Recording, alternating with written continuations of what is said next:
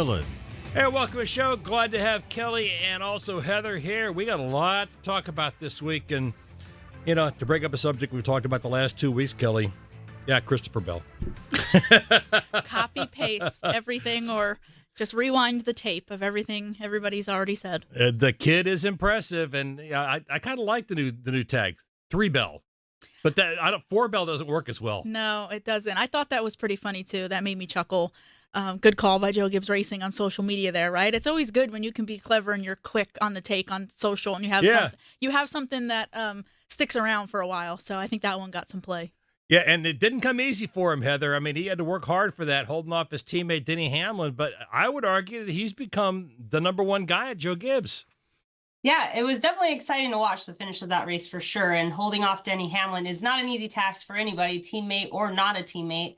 But I've really enjoyed watching Christopher Bell these last 3 weeks because each win has been different. Some of them have come kind of easy. Some of them have been a little bit like this past weekend in Phoenix. He was more dominant throughout the entire race, but still had to work hard at the end. But what I've loved the most is after each and every victory, the smile on his face. You can tell that he's really enjoying himself. And I feel like we're seeing a new Christopher Bell that we all knew was in there, that we all knew we had this talented guy that was going to come out and kick butt ever since we've seen him racing on dirt and any other discipline he's been in. But it's really been neat to see him kind of come into that. This might be where we finally see Christopher Bell in championship form consistently, all season long, and then maybe even be a champion at the end of the year. You never know. Well, we talked a little on the show last week, Kelly, about the fact that I think people maybe don't appreciate how good he is. And you miss the fact that he was this close to making the championship for last year, which would have been 3 straight years. Mm-hmm. Exactly. I mean, he's been championship material, certainly, I feel like the last 3 or 4 years. To your point about maybe people not paying enough attention, I think, and this is not a knock on Christopher, I think it's just how it works in this sport. Jimmy Johnson was the same way. He's so normal and so, I use the word normal, that comes off as boring. And so because he's not flashy, because he's not overconfident, whatever word you want to use to describe him, I think that's why folks don't latch on to him. I think you could say the same thing about other drivers like a William Byron. They just go out and get the job done. And they're so good at what they do. For Bell, he has always been so good at what he does. I think the last couple of years, the difference has been doing it on a consistent basis, and how far that 20 team has come, and how much better he and Adam Stevens have been together. And there's just so many ways you can break it down. But everyone has known this about Bell. We expect it from Bell. But again, when you're not someone that's, flashy or over the top, whatever you want to be, it's easy to overlook them until the last 3 weeks, where at the end of the day, it's like, wait, where did he come from? How is he doing this? But you're right. And Heather, you talk about this. I mean, the guy people refer to him as boring. But then I made the remark to my son after the race on Sunday, yeah, but look what he did when he got out of the car on Sunday and just screamed to the crowd. We're beginning to see his personality, and my favorite moment of that Netflix series a couple of years ago was when they came to him. They didn't start with him at the beginning, but they came to him, I think it was Las Vegas, and They said, hey, they came to us with a list of drivers to talk to, and Bell goes, let me guess, I wasn't on the list, was I? No, you weren't. And he just goes, imagine that. I mean, it was such that dry sense of humor. And it was the perfect line, and he delivered it perfectly. And he's got that dry sense of humor, Heather. And now we're beginning to see some of his personality come out, maybe as he builds confidence and be more confident in the spotlight. Yeah. And I think what's helped with that some people have talked about, he's allowed to dirt race again, which Joe Gibbs never used to allow his drivers to go run on the dirt. So now he can do that, which is, where he started, and that's kind of his home, and that's what makes him happy. So maybe just having that, being able to do more of what he truly deeply loves and where he came from, his roots, I think that would definitely benefit him in confidence. And then obviously, Kelly mentioned it, his team, Adam Stevens is excellent. That team's been gelling, and the pit crew. I actually, prior to the race in Phoenix, I ran into Darrell Edwards, who's his jackman, and I just kind of said, hey, and he's like, yeah, we're going for that hat trick today, but man, I don't know if we can do it. And I don't know what possessed me, but I just kind of was like, you guys got this. You can totally do it. Like, why couldn't you do it? Because I just, in my head, look at them as a very strong team overall when it comes to driver, crew chief, pit crew, and other guys that work on that car week in and week out. I think they have what it takes, and they're proving it right now. Remind me to take you to the sports book with me before we go to the track this weekend. I know. I think I'm the good luck charm, maybe. I don't know. Because I did interview Christopher at COTA when I was working with PRN, so maybe there's something to it. I don't know. I wasn't in Atlanta, though, so I can't claim all the wins. Oh, well, maybe take 2/3 of them there. But I mean, that's the thing. Where the kid has a personality, or the young man, he's not a kid anymore, the young man. But like you said, Kelly, he's just normal. And, it's people used to say the same thing about Jimmy Johnson. I say, you forget this is the guy who got hurt surfing on a golf cart. Yeah, that is true. I think you can say the same thing for a lot of drivers. I mean, Kyle Larson is kind of the same way, right? He goes and does his job. Every so often you get, blunt Larson, as people like to say, because he'll come out with a zinger, right? Like when he lets his opinion fly.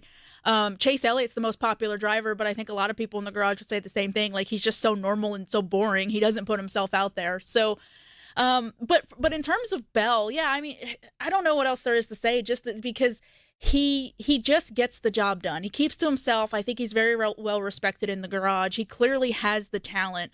Heather touched on the dirt racing aspect, and I know that's been talked about a little bit the last couple weeks, but I really think that is a big part of what is going on right now, because it is so good for Christopher Bell's mental health. And, kind of a shameless plug, I have a piece coming out on ESPN later this week talking to him about that. He was the driver that the timing is perfect considering the run he's been on, but talking about the difference when he is allowed to run dirt races versus when he couldn't run dirt races. And he really opened up about it. It was such an adjustment, and he was so resentful and so jealous watching other guys go run dirt, or just watching dirt races in general, that he had to find a way to basically change his life. He had to find other ways in between each Sunday to not focus on his last performance in the Cup car, because he would just fixate on it so much. And he didn't have dirt racing to be a distraction. He didn't have dirt racing to go basically cleanse his mind and get him away from the NASCAR bubble. Since he's been dirt racing, when Joe Gibbs Racing said in November, hey, you guys can go do it again, I think everyone has noticed that just the smile on his face. So that's what I mean by like the mental health aspect of it, of how much happier he is, how much more confident, content, and at peace he is. And you pair that with, again, a really good race team in that 20, which they could have won plenty more races at the end of 2024, but this is just now really coming together. It's just perfect right now. Like everything is right there in the recipe right now of why we are seeing what we have seen the last couple weeks. Well, and Heather, Adam Stevens, his track record speaks for himself, and this is a great pairing, and it's the one pairing that Joe Gibbs didn't mess with during the offseason. Absolutely. And I was listening to other podcasts today specifically just because I feel like I'm still a little bit behind. I missed Daytona and Atlanta, so I'm trying to catch up on all the things. And I just think there's a lot of interesting things that came out of Phoenix, and then going into Vegas, I'll be on pit road with PRN. So I'm just trying to do my homework. And I forget which podcast I was listening to, but it was somebody had mentioned how Adam Stevens sat down with Christopher Bell and was telling him, one day we're going to win multiple races in a row. Like, I've done it with Kyle Busch. I've sat in these exact chairs and done it, and we're going to do it again. And I mean, it's quite possible we could see the 20 in victory lane in Vegas. I mean, it's going to be a tall task for them, but they finished second last year. So, I mean, I think it's good. I think the team has what it takes. I think Adam Stevens is a very smart guy. We've seen him get multiple wins with not only Christopher, but other drivers in the past. So, I mean, they might just be, like Kelly said, hitting everything right at the right time right now. Well, one thing we saw in Phoenix was the option tire, and it met with rave reviews in Phoenix. So the question becomes, not only should we see it in the future at other tracks, but should we see it in the championship race? We'll talk about that when we come back. Hey, this is Michael Walter for Echo Park Automotive, and I'm here to tell you why you should shop Echo Park before you buy a car, truck, or SUV. Over half of the inventory at Echo Park is priced below $25,000. And car for car, truck for truck, Echo Park Automotive's pricing is $3,000 less than the competition. Maybe that's why Echo Park has over 100,000 five-star reviews. Echo Park Automotive is built to make sure everyone drives away happy. It's even in their name, Echo Park Automotive. Every car, happy owner. The official used car dealer of Speedway Motorsports. Hey folks, it's Doug Rice. Did you know you can take PRN with you anywhere? By downloading the PRN mobile app, you can listen to our live races just about any place on the planet, and you will not miss a second of the action. Plus, you can hear our shows like the fantastic editions of Fast Talk, plus Brett McMillan on the Pit Reporters and Mark Garrow with Garage Pass. Get all the latest racing information right at your fingertips. The PRN mobile app, available at the Apple App Store and on Google Play. Catch Kyle Petty's Back Then Again Country Countdown with Charlie and Debbie here on PRN, the Performance Racing Network. I'm PRN's Doug Turnbull, co-host of the 5 to Go podcast, a weekly deep dive into 5 motorsports issues. Devin Kupka gives the Gen Z view. One thing that I've never seen before, when the cars got 4 wide, everybody stood up cheering. And championship-winning mechanic Dan Elliott leans on his decades in the garage and promoting. Unless everybody is aware of the rules, then no, it's not fair for everyone. Listen to the 5 to Go podcast on GoPRN.com and subscribe on Apple and Spotify. Denny Hamlin slides up. He gets into the fence a little bit off of turn 3. We will see if he is able to sustain that. So suddenly things change dramatically. It was the 2 youngsters for JGR. Now the veterans that are occupying the top 2 spots in turn 3. Hamlin out front for the 11th time today. Debbie Hamlin gives up the lead. Side by side, going into one. Truex down low, Hamlin up high. 3 wide in front of him. On the bottom is Chastain. Up top is Austin Dillon with Gilliland in the middle. It's Bristol, baby.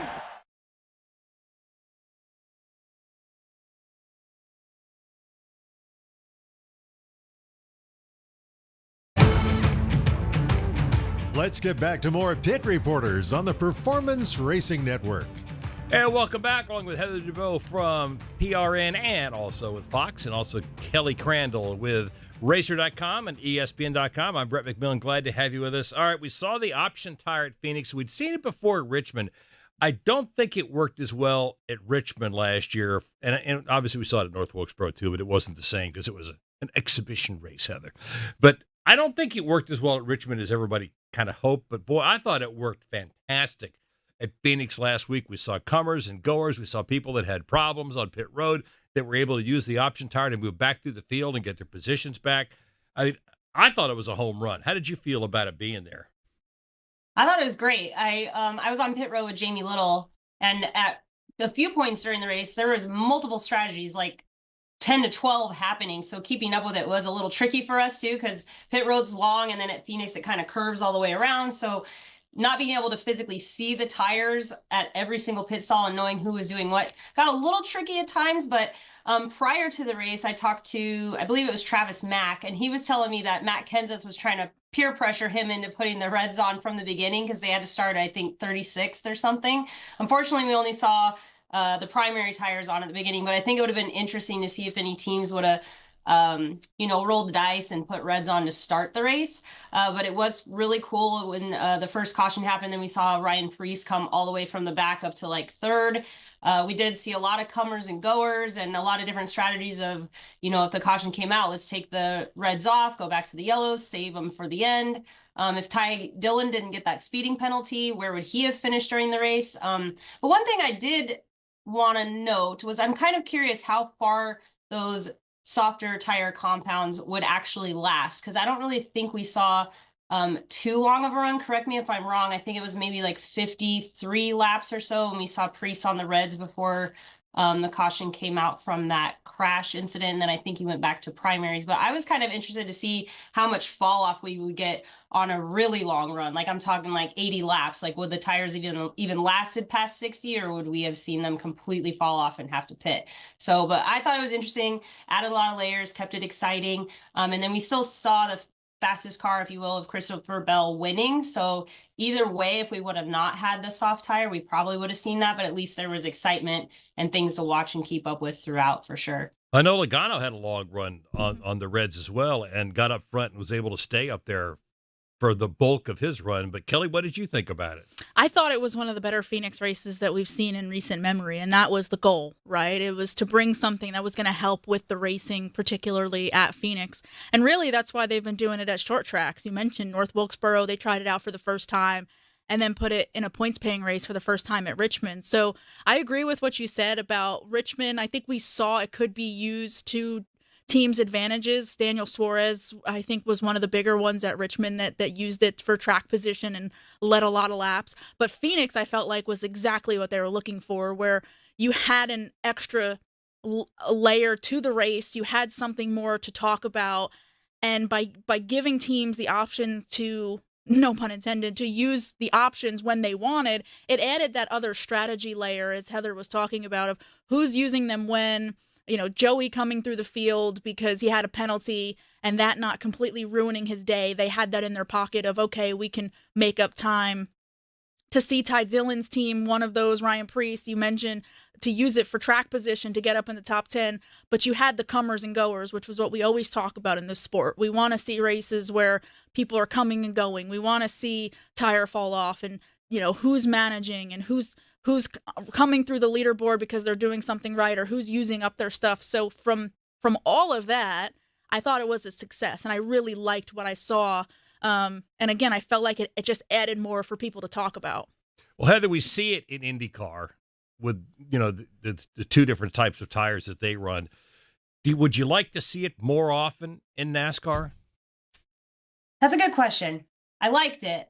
But I think it'd be cool to just see just one soft tire compound. Like, I've always covered short track racing, whether it be pavement or dirt, and I really like seeing a driver that can actually manage his equipment and make his tires last over, like, you know, a 150 lap race on a really short track with only one set of tires, and there's no other options. That's all you get. You run what you brung. So I would like to see a softer tire compound because it adds that fall off component, and then you do still see comers and goers.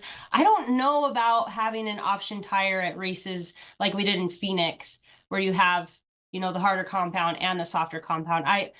I don't know that I would want to do that all the time, but maybe. I don't know. I'm kind of undecided. However, I do think softer compounds for sure, 100%, because short track racing, you always see those close finishes, beating and banging. The cars are always around each other. And then I think it is really neat when it puts it in the driver's hands, because some drivers aren't as good at managing their stuff as others. And then also, let's say it's toward the end of the race and, you know, or maybe not even the end of the race. They're, you know, midway through the race, they're trying to conserve, yet they've got someone right on the back of their bumper coming at them. Like, what do? Do you race hard? Do you not race hard? Do you burn your equipment up? I always enjoy that part of tire management. That's been the big concern, Kelly, I think. It's that everybody's going to end up on the option tire at the end of the race.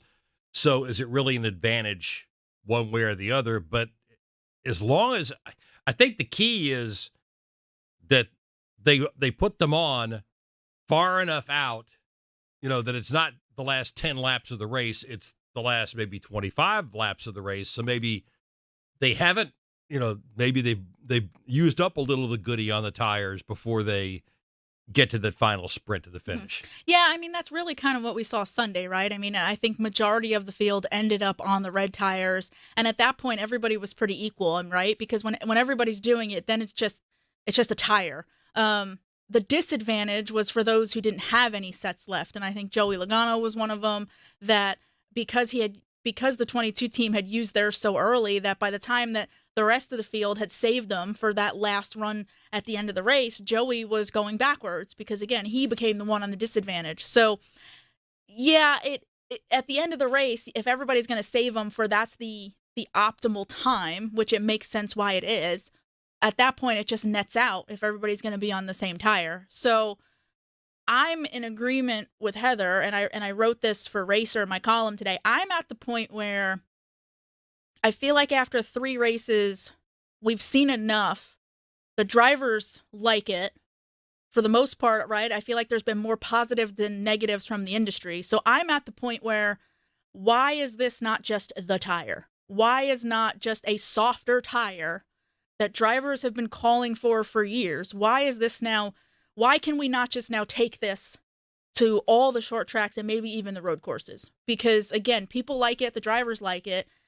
And at some point, the narrative is going to turn against having 2 sets of tires in a race, and we're going to start hearing the negative about it. And you already kind of are a little bit, right? People are already starting to use the gimmick word. So if this is working, and if we tried it and you've had 3 experiments with it, again, I'm at the point where it's like, why aren't we now just going forward with it? So you both feel like don't use it all the time. Don't use it more often.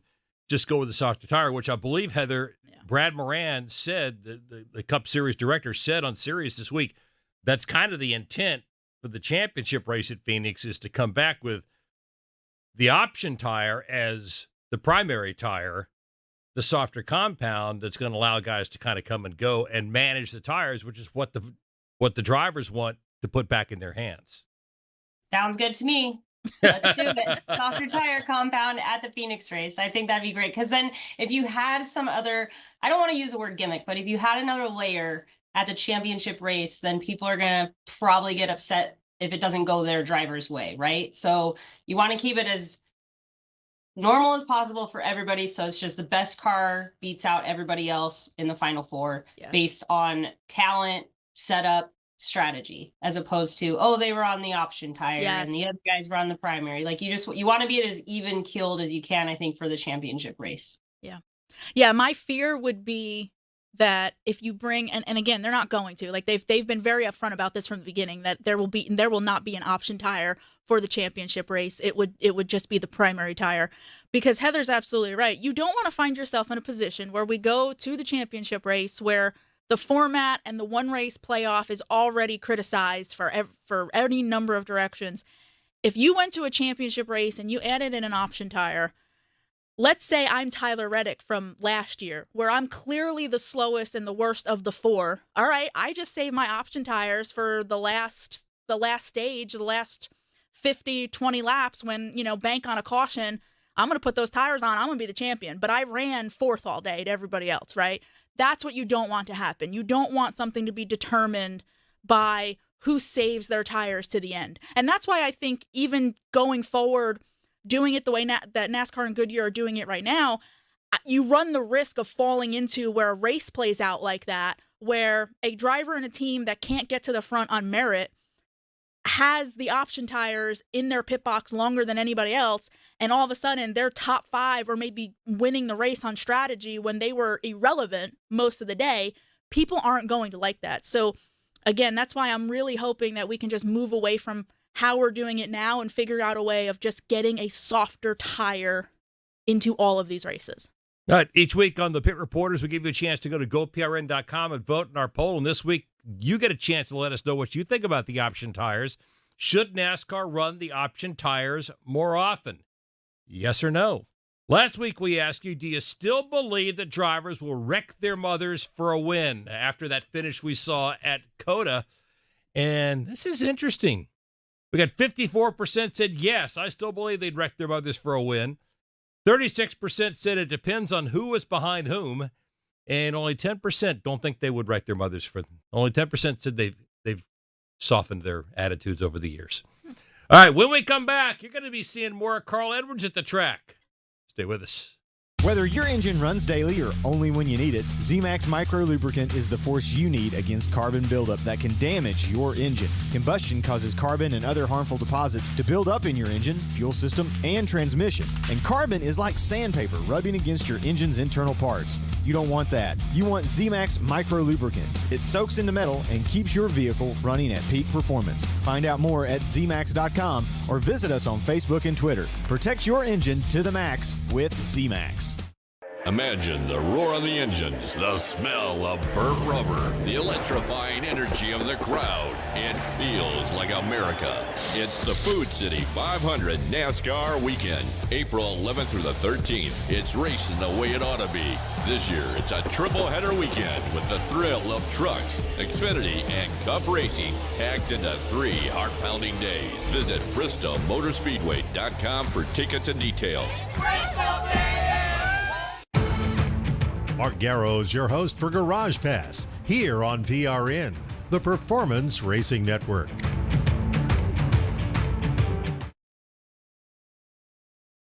Time to pull down on the handle and start rolling them here at Las Vegas Motor Speedway. The green flag flies at the Atlanta Motor Speedway. We're about to contest the Coca-Cola 600. We're racing at Texas Motor Speedway. Now Keselowski goes way up the racetrack. Here comes Harrison Burton. He rockets to the lead. Trouble, car goes around. It's Chris Buescher. Joey Logano battles to the outside. They come back to the start-finish line. Bubba Wallace looks inside, and now here's Byron. Takes a quick left to block him. They head back to one. Here goes Ross Chastain. He's going to the bottom of the racetrack. Bubba goes up. Blaney hits the outside wall off of turn 2. Can Christopher Bell do anything with him? He gets down to the bottom of the racetrack. Briscoe dives to the bottom of the racetrack. Side by side. They get loose. They spin. Now Tyler Reddick does a 360. So does Briscoe. Heading into turn number 7 as he wraps it around. The crowd is cheering for Daniel Suarez here on this final lap. Allmendinger gets into Alex Bowman. Ross Chastain back out to the front for the final time. This is PRN.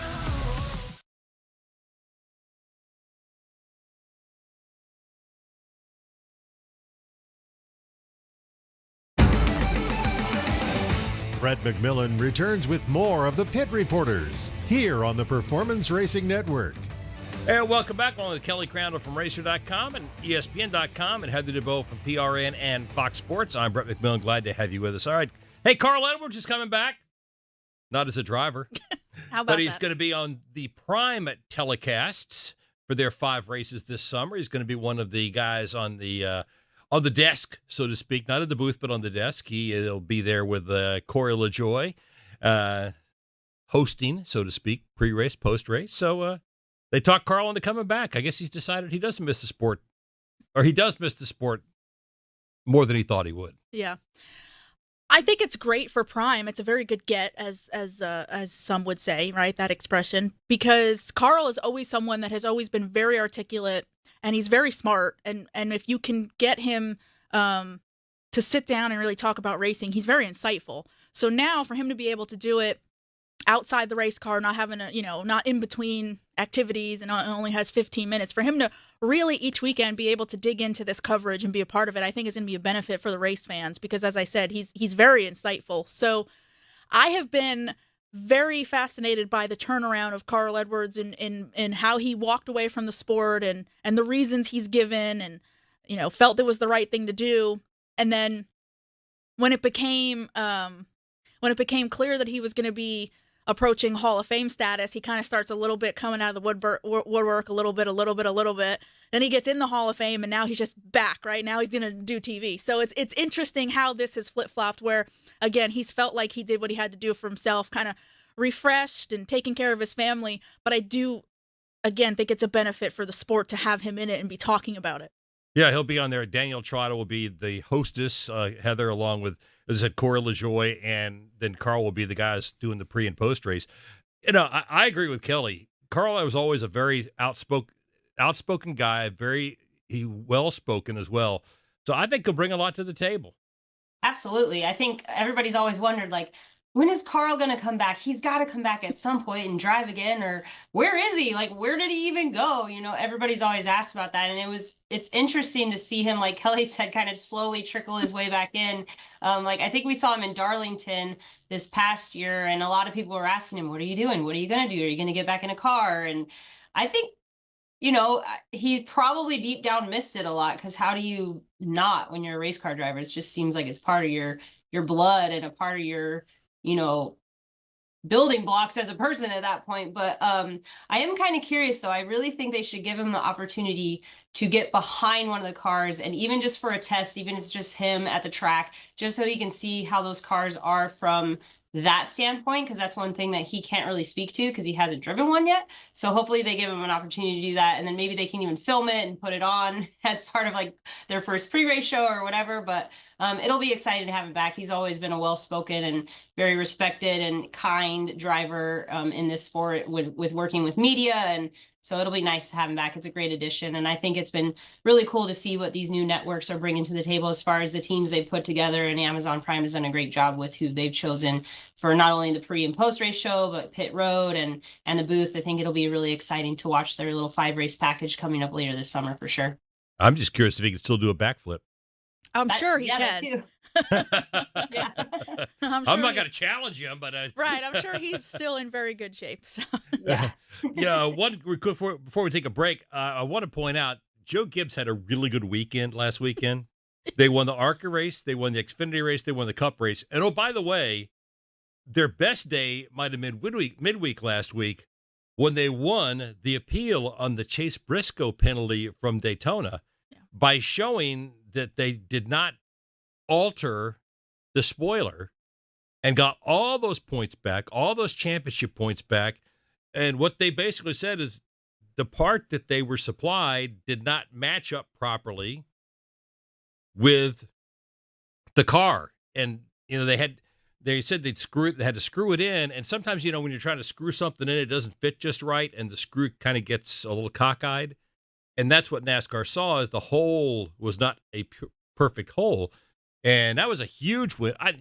I'm happy for Chase Briscoe because this nice young man, always has handled things with class. And all of a sudden he went from, minus everything to all of a sudden he's jumped way up in the standings. Yeah. As he said on social media, it was the biggest points day of his career, and he wasn't even on the racetrack. So to get 100 points back, going from, I think he was 46th in the standings to before Phoenix jumping to 14th. I don't know where 20th now. Yeah. Yeah. He fell back down again. They didn't have a very good day getting caught up in that crash at Phoenix, but it puts them back into contention. And that was the biggest storyline for me out of all of this was, and if they had not won the appeal, all of the mulligans and all of the bad days that a team could have during the season, they were not going to be afforded those. That 19 team would have had to certainly won their way into the playoffs. They were going to have to pick up probably multiple wins to just stay in contention, right? Because there was also the negative 10 playoff points. So that's the biggest thing, is it took them from having no mulligans to a realistic chance, if they have to point their way into the postseason now. Yeah, I mean, and those championship points were huge that Kelly's talking about, the negative 10. So even if they got a win and made the playoffs, they were going to start 10 points below everybody else in each round of the playoffs, Heather. Yeah, that would have been such a bummer for them, especially since, it's a new team for Chase Briscoe to go into, new crew chief with James Small. The goal of the year should be for them to build that team and build that relationship and just keep growing and continuing to improve. But then when you had something like a penalty like that up against you, that would have been really hard to continue to build and form those new bonds and relationships and that new success as a new team and crew members and everybody all together there at the 19. That would have been really difficult to do because they always would have had that penalty kind of weighing on them. So they probably would have focused their attention more on the negative as opposed to the positives that they're seeing as they make their way through this season. So yeah, Chase is awesome. I think he's a really nice guy. I think he deservedly should be in a ride at that top tier level with Joe Gibbs Racing. And so it'll be nice to see what he can do moving forward. And they have had speed so far this season. They got caught up in a wreck in Phoenix, but they've shown really good speed. And I think that they will have what it takes to make something happen. Well, there's another guy at Joe Gibbs Racing who has had, I don't know what he did to Mother Nature, but he made her mad. So he made somebody mad. Yeah. Because nothing has gone his way so far this year. And he's not alone. 4 races in, there are a couple of guys down there in the standings who really need to get things turned around. We'll talk about them when we come back. This is Kyle Petty for Echo Park Automotive. As you might imagine, I know a thing or two about cars, and I'm here to tell you about a whole new way to buy a car, truck, or SUV. Did you know that Echo Park Automotive has over 95,000 5-star reviews? On top of that, every car that Echo Park Automotive sells goes through a 190-point inspection to make sure that it looks and drives like new, so you leave happy. It's even in their name, Echo Park Automotive. Every car, happy owner. The official used car dealer of Speedway Motorsports. Hi, I'm PRN's Alexis Erickson. Want to listen to PRN anywhere you go? By downloading the PRN mobile app, you can listen to live race broadcasts and have on-demand access to your favorite shows like Fast Talk, Pit Reporters, Garage Pass, and PRN's At the Track. Download today to make sure you don't miss any of the action. Get the latest racing information at your fingertips with the PRN mobile app, available on Apple App Store and Google Play. Find more information at GoPRN.com. Lenny Baticki brings you PRN at the track every week here on PRN, the Performance Racing Network. Hi, it's PRN's Brad Gilley. Did you know you could take PRN with you anywhere? That's right. By downloading the PRN mobile app, you can listen to our live race broadcast from anywhere. Make sure you don't miss a second of the action from the track. Download today for station listings and on-demand access to your favorite studio shows like Fast Talk, The Pit Reporters, or Garage Pass. Get all the latest racing information at your fingertips with the PRN mobile app. Available in the Apple App Store and on Google Play.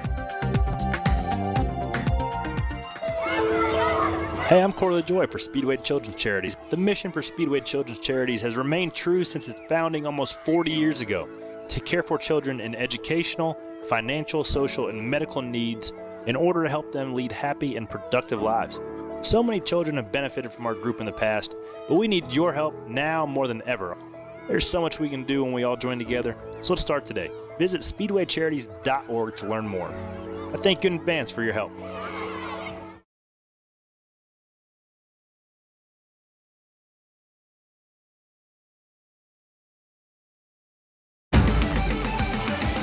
We're back with more of the Pit Reporters on the Performance Racing Network. Hey, race fans, head over to echopark.com/speedway and you can enter for a chance to win a Toyota Tundra plus a brand new Thor camper. Visit echopark.com/speedway now and you can drive off a winner. And welcome back to the Pit Reporters, along with Heather DeBeaux from Fox and PRN, and also Kelly Crandall from Racer.com and ESPN.com. I'm Brett McMillan. Glad to have you with us.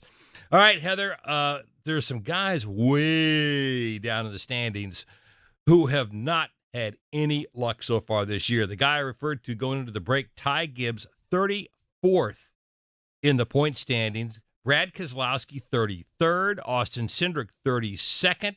I mean, these are guys that we expected to have much better starts to the year, but you start off with a couple of, super speedways where anything can happen, and then you hit road courses. But, we thought Austin Cindric was going to be good at the road course, and things didn't go his way. Keselowski was fast at Atlanta and at Daytona.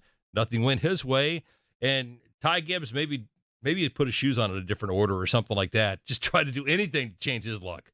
Yes, and I think honestly, like with Ty Gibbs, out of those three that you mentioned, he kind of worries me the most, only because this trend of having bad finishes, like he hasn't finished, besides Daytona of 16th place this season, he hasn't finished inside the top 25 since October of last year, and that would have been at Talladega. So it's kind of a unfortunate finishing for him coming into this season from last season as well. And I don't know, it just seems like they haven't had good qualifying efforts. They haven't had speed. I don't know what's going on over there. Like you said, maybe he does need to put his shoes on in a different order, or that's an interesting one, because Ty is really talented. One of the most talented younger drivers we've seen come up through the ranks in recent years. So maybe it's just one of those things in racing. Sometimes you just have a slump, and unfortunately it is what it is. You go through it and then you come out the other side. It's really like nothing you can do, just something never goes your way for maybe months at a time, and then you snap out of it. So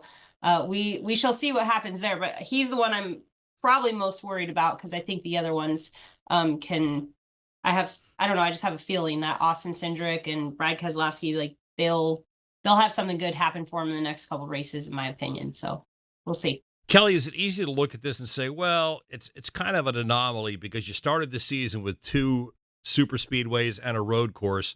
Yeah, you were going to run them at some point during this during the regular season. It's just that they were clumped together, and, now we're in the quote unquote normal part of the schedule with Phoenix and with Las Vegas and Homestead. And the guy talking to a lot of the guys in Atlanta, they were saying, wait till we get through Vegas and Homestead. Then we're going to find out what we really have. I do think, yes, once we get through Vegas and Homestead, it'll be very clear, without a shadow of a doubt, who's fast, who's not, who has things buttoned up. But I don't want to completely dismiss this part of the season, because speed is speed. And with how many road courses we have on this schedule, you need to be good at road courses. You can't just discount, we had a bad day at Circuit of the Americas. Super speedways, yes, it's easy to fall into the trap, because we see it over and over again of who's fast at super speedways, but maybe they don't carry that to other racetracks. So yes and no, but again, I really don't want to discount what's going on right now, because what it does is it snowballs, because it snowballs into bad finishes means a bad metric, which means you're behind in when you're going to go out and practice, which means it's a bad qualifying draw, which means you're probably not going to have track position because you're going to qualify poorly, which means you're going to have a bad pit stall.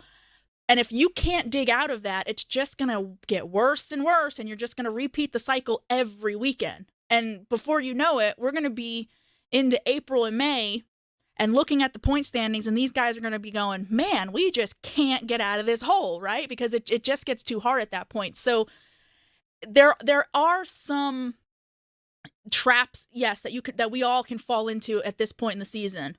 But again, I don't think we should discount what our eyes are also telling us, which is we know who's in trouble and we know who has speed. And I'm with Heather. I think Ty Gibbs is the biggest one. That team is in trouble. And they've also got a new crew chief, and that doesn't help matters either when you're struggling and trying to build chemistry. Brad Keselowski, I think, will be okay, just the veteran experience over there, because that team, I think, has shown that they have speed. They just haven't had luck, and they've been getting caught up in things. The other one that we should mention is Cole Custer. That team, to be honest with you, I wasn't expecting a whole lot out of because of the turnover and the change at that company, and they're trying to do things differently and be more cost efficient and everything going on behind the scenes. But to be this bad and to be this far behind is not going to help momentum and confidence over there in that building. So for me, Ty Gibbs and Cole Custer are the biggest ones right now, that they are on the problem train, and they have a long way to go. Cole Custer, in essence, is a single car team at Haas factory team, even though they have an affiliation with RFK. Right. So again, an affiliation that was only going to get you so far. Right. And from everything that I've heard, and I don't know about you guys, but it sounds like, again, when they went through this transition from Stewart Haas to Haas factory team, yes, it's not the same amount of people over there. Some people have left, so it's not the same people. We're also hearing about, again, trying to do things more cost effective. So how much is that playing into what's going on with, their approach and just things of that nature? So it's, a first-time crew chief in the Cup Series, right? Cole's crew chief, Aaron Kramer, I believe his name is. So there's so many variables right there, that to get off to a bad start, as I said, it's just going to snowball, and things are just going to pile on top of each other, and it's going to be very, very hard to get out of. But at the end of the day, if you're not bringing fast race cars, it starts with that. And I don't know, to be honest with you, I don't think we've seen one fast race car yet from that 41 team. Heather, as you look at it, who would you expect to see? I mean, I know you said you're really worried about Ty Gibbs. Do you expect to see these guys begin to break out of this and start to get some good finishes this week? I mean, you got mile and a half this week and next week between Vegas and Homestead. Yeah, I think they definitely could do it. We could definitely see Ty Gibbs come in and have a great run at Vegas or Miami. See, I'm still stuck in last weekend because that race was just so great. But yeah, we'll see what happens. But I want to mention, Kelly was talking about the 41 and that crew, but some of those guys that came from Stewart Haas Racing, right, to Spire. I was talking to Rodney Childers, and they've got that 3-car team now, and just how much hard work they're having to do on their end to get everything where it needs to be. And they said, though, that at COTA, they had all 3 cars finish in the top 16.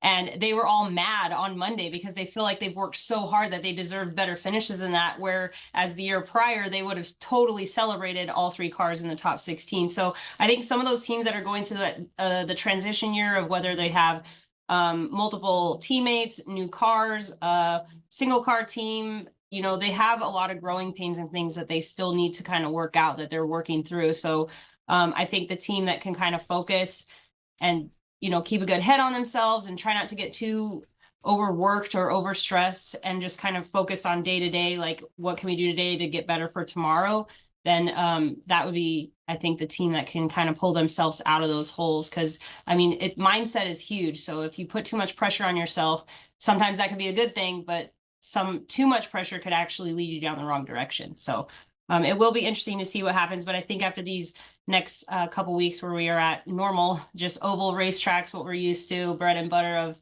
NASCAR, then we'll see who kind of the cream will rise to the top, essentially. I mean, we always hear, Kelly, people say the 600 is kind of we know definitively what we have by the time we get to the 600.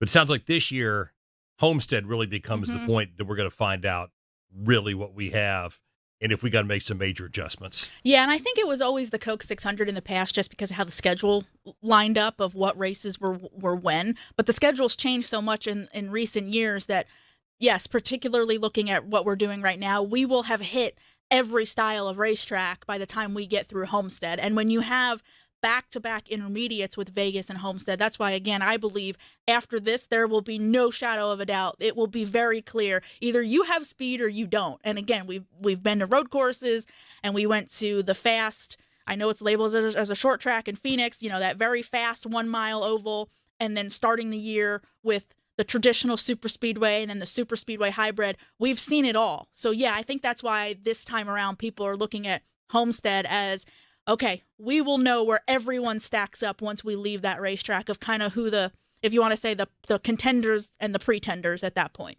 Just remember, at this time last year, we wondered if Fort would ever win a race. That is true. When we come back, Vegas lies ahead.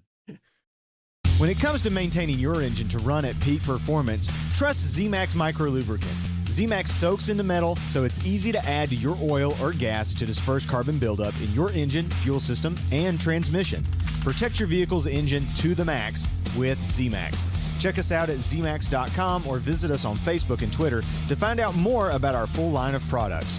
Remember the name ZMAX for your car, big rig, small engines, firearms, and more. That's ZMAX Micro Lubricant. The speed, the thrill, the action. NASCAR takes over Las Vegas March 14th through 16th for the Pennzoil 400 race weekend at Las Vegas Motor Speedway. Get ready for non-stop action as NASCAR's biggest stars battle for victory. Whether you're in the stands or camping trackside, feel the adrenaline like never before. Tickets at lvms.com or call 800-644-4444. Are you ready to go all in? This is NASCAR. This is Vegas. This is the Pennzoil 400 March 14th through 16th. Doug Rice is your host for Fast Talk every week on PRN, the Performance Racing Network.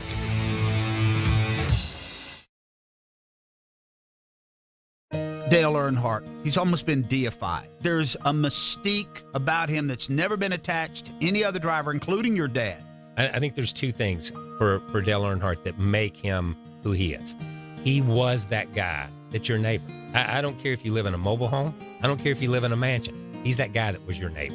He's the guy that was out in his yard planting his plants. He's the guy that was out there mowing. He's the guy that was out there doing it. He's the guy that drove the truck. He's the guy that got up under the car and changed the gear. He's the guy that put on a uniform and jumped in that car and became your hero on a Sunday afternoon. And you could identify with that. He's really that last guy. And he is, in the words of Tom Wolfe, Last Great American Hero, the book that was written about Junior Johnson. He is that last guy to a lot of people. And he was going to have that following no matter what. It moved to a different level because of what happened at Daytona. Billy Joel, only the good die young. And that's the way you remember it. So I think that moves you to a different place too.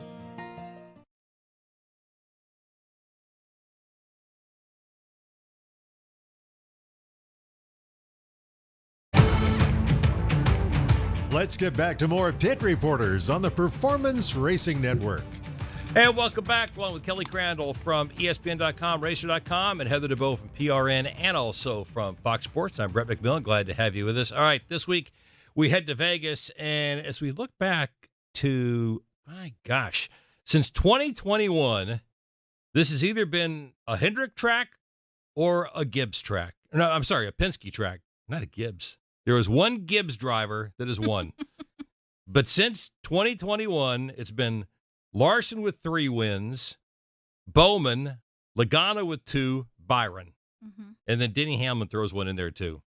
I mean, this has been pretty predictable who might win this race. It is pretty predictable, but what's not on there is the biggest storyline, and that's been that Christopher Bell should have won the last 2 fall races there and was thwarted on strategy by one of those other teams and finished second.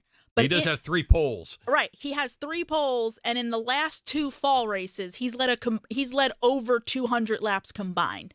So his name's not on that list, but it very well could be. So yes, by that measure, it is a Penske and Hendrick racetrack. But the Gibbs cars are very, very good here. They just don't have the finishes. You did mention, Denny's in there. So when we go to, as we were talking about in our previous segment, when we go to this racetrack, it's going to be very clear as we keep talking about of who stacks up where.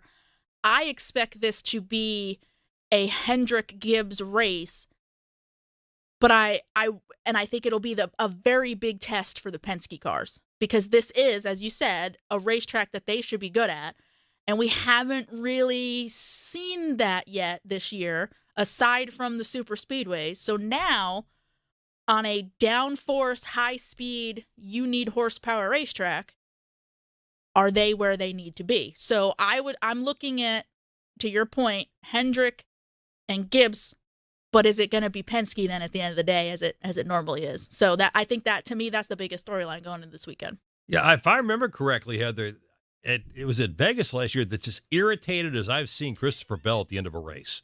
He was furious. Yes.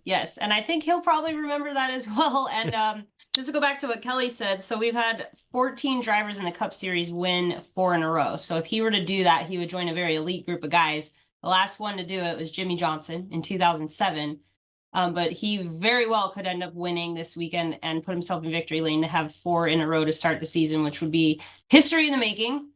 So we'll see what happens there. But I think as far as Penske goes, Joey Logano, I think especially after the race in Phoenix and getting that penalty, they're going to be hungry to come back and be hungry to get a win. And he did win last year as well at Vegas. So we'll see what happens. And for some reason in my mind, whenever the race is sponsored by Pennzoil, it seems like Joey always has Pennzoil on the car. So in my head, I always think he wins every year, because it's just like, I just have those colors stuck in my head. And every time I go to interview him, I'm like, what would it be like to put those Pennzoil colors in victory lane for the race? Because, it just seems like every year I always think that Joey Logano wins that race every time.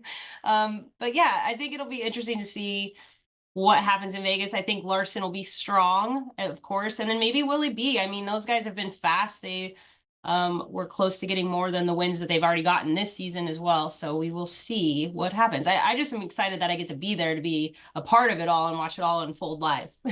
How about Kyle Busch? They've been sneaky fast so far this year, Kelly. And that, hey, another win at his home track. I have been pleasantly surprised and cautiously optimistic with the 8 team, because I used the phrase earlier about how it's easy to fall into traps. And particularly this point in the season, because we've seen how good Kyle was and fast at Daytona, at Atlanta, in COTA. And it was like, all right, again, cautiously optimistic. Is this for real? But then they went and had another solid day at Phoenix.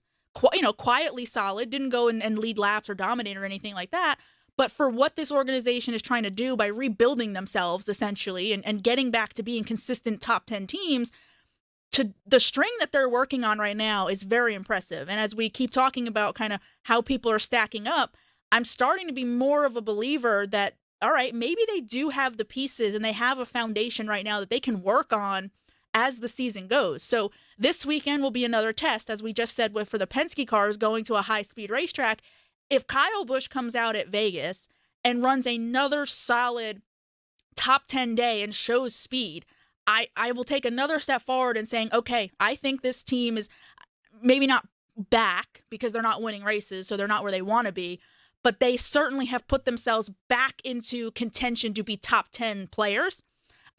So again, I'm very impressed, because they really fell off hard after the 3 races he won in 2023. And last year, everybody knows, how much they struggled. So with the work that they've done behind the scenes and the personnel changes and everything else they keep talking about, if they come out this weekend and do it again, I think they can certainly say, hey, we are for real and we are going in the right direction. All right, when we come back, white flag laps.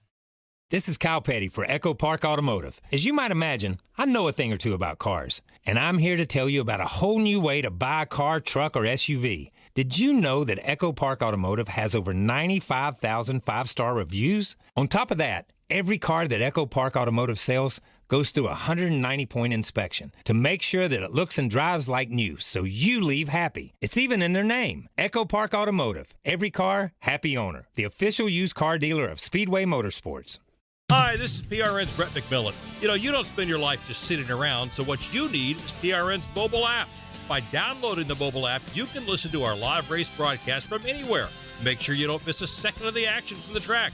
If you download it today, you get station listings and on-demand access to your favorite studio shows like Fast Talk, Pit Reporters, or Garage Pass. Get all the latest racing information at your fingertips with the PRN mobile app.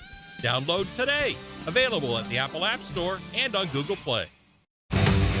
Catch Kyle Petty's Back Then Again Country Countdown with Charlie and Debbie here on PRN, the Performance Racing Network.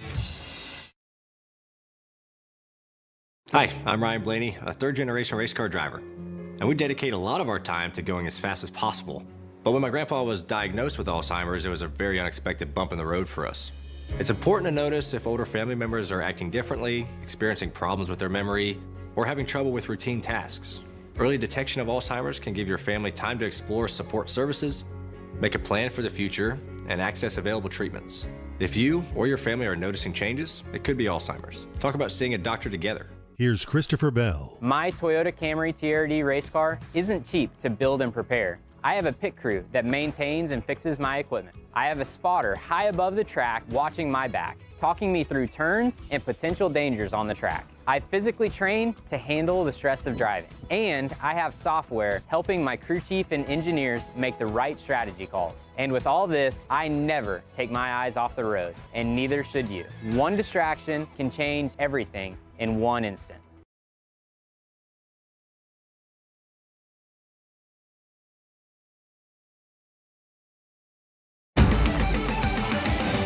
Brett McMillan returns with more of the Pit Reporters here on the Performance Racing Network.